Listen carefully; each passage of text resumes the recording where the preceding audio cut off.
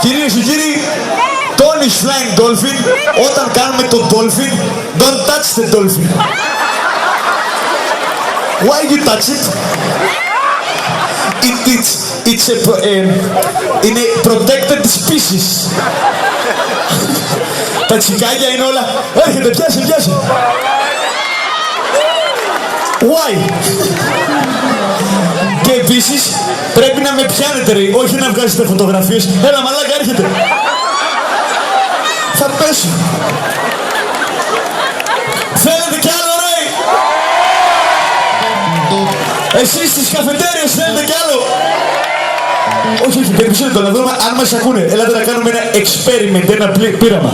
Μισό λεπτάκι. Όσοι είστε εκεί, στο καράβι εκεί απέναντι και μας ακούτε, αν μπορείτε να αναβοσίσετε τα φώτα ή αλλιώς φωνάξτε. Μας ακούτε ρε? Σκατά. Κάτι αναβοσβήνει, αλλά δεν... Φλάσι.